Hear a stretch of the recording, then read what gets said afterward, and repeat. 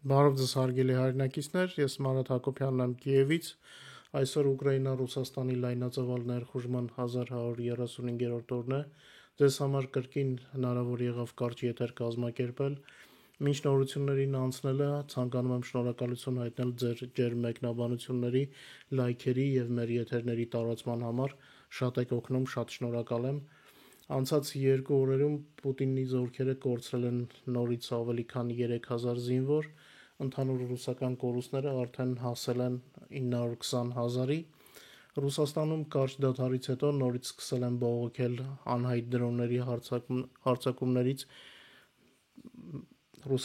Ուկրաինայի հետ Ռուսաստանի սահմանամերձ մարզերում։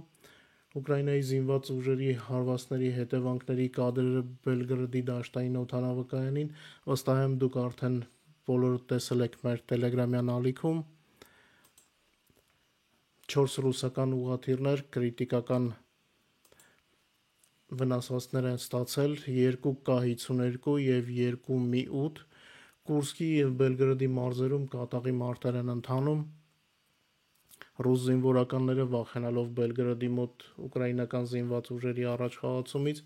օդային ռումբ են նետել ամբարտակի վրա եւ Բելգրադի մարզում հարվածի հետևանքով ջրի տակ են անցել հարակից տարածքները, զգալի վնաս է հասցվել գյուղատնտեսական նշանակության հողերին։ Այսպես 3 օրում Կիև գրավողները 4 տարի հետո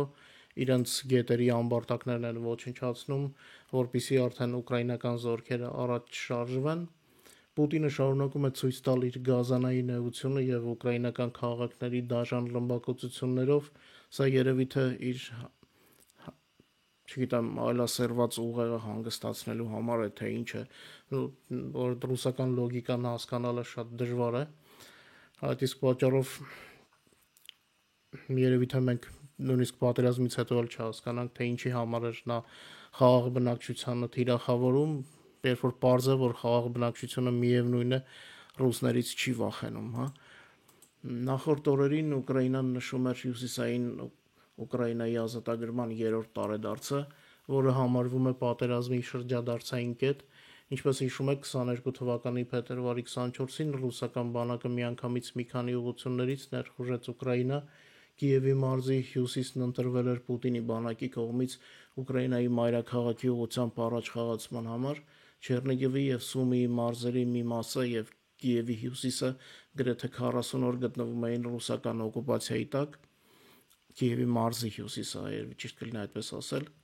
ռուսները այդպես էլ չմտան։ Ինքը Ուկրաինայի մայրաքաղաքը գործնականում շրջափակված էր, քանի որ Կիև տանող գրեթե բոլոր ճանապարհները թշնամու կրակի տակ էին, բայց քաղաքը չհանձնվեց, ինչպես գիտեք, բոլորս հավաքվել էինք եւ օգնեցինք պաշտպանել մեր քաղաքը։ Այդ օրերը հավերժ կմնան մեր հիշողության մեջ, ինչպես ինձ համար Ղարաբաղյան առաջին պատերազմը։ Գիտեք, երևի Ղարաբաղի պատերազմի փորձն էր, որ մասամբ օգնեց ավելի սառնասրտորեն ընդունել իրավիճակը, եւ եթե որոշ մարդիկ խառնվել էին իրար, մենք ովքեր անցել էինք պատերազմական իրականության միջով ավելի սառնասիրտ էինք, չնայած պարզ էր, որ թշնամին անհամեմատ ավելի հզոր է, քան Ադրբեջանը։ Օգտվելով առիթից ուզում եմ շնորհակալություն հայտնել հայաստանցի մեր ընկերներին, ովքեր այն ժամանակ աջակցում էին մեզ, զանգահարում եւ հարցնում էին, թե արդյոք օգնության կարիք չունենք։ Օգնության կարիք իհարկե եթե նույնիսկ ունենայինք էլ Հայաստանից հնարավոր չէր լինի հասցնել, բայց այն փաստը, որ նրանք զանգում եւ դիմում էին, որ օգնեն, միայն այդ զանգելու փաստը շատ էր օգնում զուտ հոգեբանորեն, որ զգում էինք, որ մենակ չենք, մեր ընկերները մեզ համար անհանգստանում են։ Կարևոր քաղաքական իրադարձություններից անդրադառնանք Գերմանիայի զորքերի տեղակայումը Լիտվայում, սա երևի թե երկրորդ համաշխարհային պատերազմի ավարտից հետո առաջին անգամ Գերմանիան բրիգադ տեղակայեց արտասահմանում։ Ռուսաստանի կողմից աճող ռազմական սպառնալիքների ֆոնին Լիտվայում տեղակայվել է Բունդեսվերի բրիգադ։ Սա Պուտինի հերթական ձախողումն է։ Նա ցանկանում էր, որ ՆԱՏՕ-ի զորքերը հեռու լինեն Ռուսաստանի սահմանից, եւ հիմա կա եւս մեկ փաստ, որը ձեռնտու չէ Պուտինին, ել չասեմ, որ Ֆինլանդիայի եւ Շվեդիայի ՆԱՏՕ մտնելու փաստը Ռուսաստանին պարզապես մատ արեցին, իսկ հիմա նաև գերմանական զորքերն են մտնում Մերձբալթիկա, ինչը հաստատ Պուտինի պլանների մեջ չէր մտնում։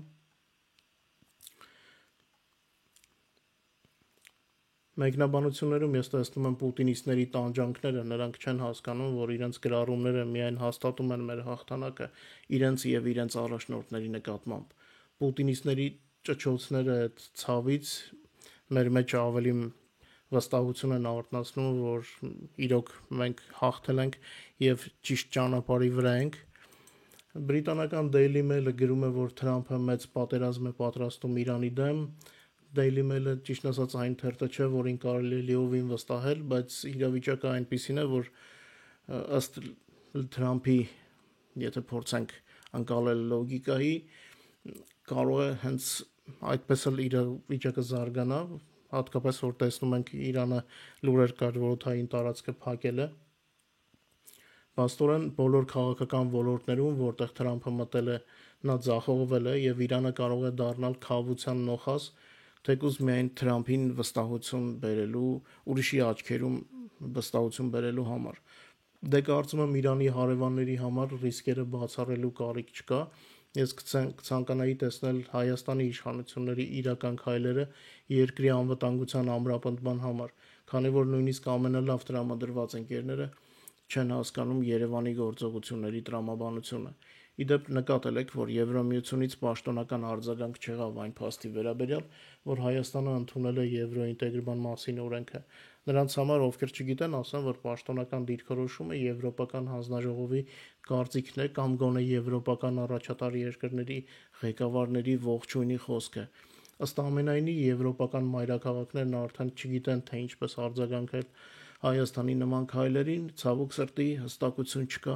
իսկ տեղական ընտրություններում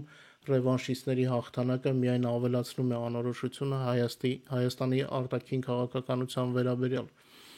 Դե ինչ, երևի շատ չերկարացնեմ, ընդհանուր ֆրոնտում իրավիճակը ռազմական գրեթե նույնն է, տեղական մարտեր են գնում, որևիցե կողմից ինչ որ խորացումներ չկան,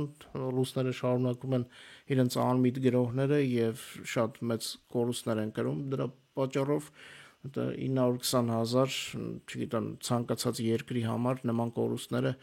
արդեն լրջագույն պատճառ կլինեին պատերազմը դադարեցնելու, բայց ոչ Պուտինի։ Դե պարզ է, Պուտինը եթե պատերազմը դադարեցնի, նա պարզապես ինքն է ոչնչանալու, այդ իսկ պատճառով երևի թե մինչև վերջին Ռուսաստանցին կռվի։ Ինչևէ, շատ չերկարացնեմ, հնարավոր է մոտ օրերս արդեն մեր հին ֆորմատի եթեր կարողանանք կազմակերպել, եթե ոչ նման կարգի եթերներ կշարունակեմ, կխնդրեմ մեկնաբանություններում գրեք ինչպես եք ընդունում նման եթերները, ձեզ դուր է գալիս թե ոչ, սա երևի թե միակ հնարավոր տարբերակն է, քանի ես բուժման պերիոդի մեջ եմ, հուսամ, որ շուտ կավարտվի եւ կարողանանք վերադառնալ մեր սովորական ֆորմատին, քանի դեռ այս ֆորմատը սովորական չի դարձել։